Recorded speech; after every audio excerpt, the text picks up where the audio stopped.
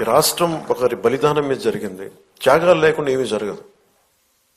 ఒకరి ఆయన తల్లి మన భార్య బిడ్డను పోగొట్టుకొని ఎందుకు చేయాల్సి వచ్చింది అంటే మనందరి కోసం చేసిన వ్యక్తి.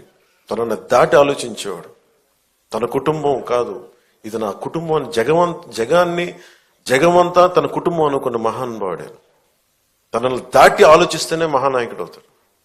తన కుటుంబాన్ని దాటి, తన పరిసరాల్ని దాటి, తనది అని దాటి వచ్చినవాడు మహానాయకుడు అవుతాడు. అలాగే ఈరోజు మనకి ఆయన స్ఫూర్తిని మాకు క్యాబినెట్లో వివరించి చెప్పి మమ్మల్ని అందరినీ ఉత్తేజపరిచి ఆయన చేసిన త్యాగాల్ని మాకొకసారి మరోమారు గుర్తు చేసి మా అందరికీ ఒక బాధ్యతని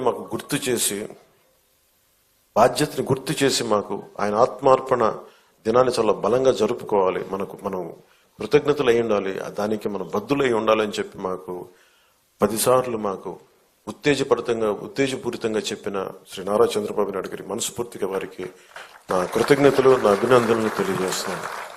ఎందుకంటే కంటిన్యూటీ ఆఫ్ మెమరీ లేకపోతే ఏమైపోతుందంటే తల్లిదండ్రులు కూడా మర్చిపోతాము. అలాంటిది ఈరోజు ఎందుకు జరుపుకోవాలంటే ప్రతిరోజు మనం గుర్తు పెట్టుకోవాలి. నేను ఈరోజు అన్నం తింటున్నాను, నేను ఒక పదవి వచ్చింది, నేను ఒక ఉద్యోగం చేస్తున్నాను, భాషా ప్రయుక్త రాష్ట్రాలు వచ్చినాయి అంటే ఆయన బలిదానం వల్ల. అది గుర్తుపెట్టుకోవడానికి ఇలాంటి సంస్మరణ దినాలు చాలా అవసరం గుర్తుపెట్టుకోవడానికి.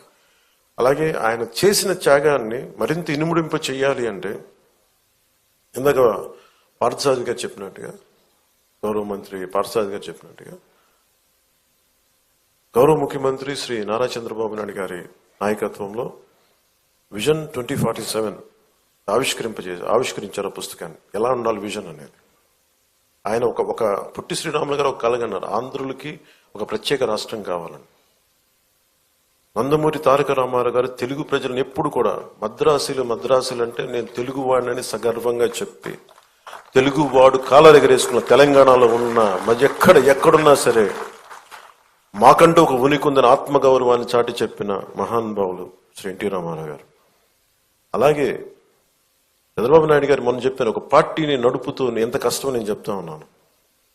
ఆయన మనుగడ సభలో చెప్పాను, చాలా కష్టం ఒక పార్టీని నడపడం. ఒక 5 కోట్ల మంది, ఇన్ని కోట్ల మంది ప్రజల తాలూకు జీవితాన్ని నిర్దేశించే పాలసీలు తీసుకురావడం చాలా కష్టం, కంకణబద్దులై ముందుకు తీసుకెళ్ళడం కష్టం.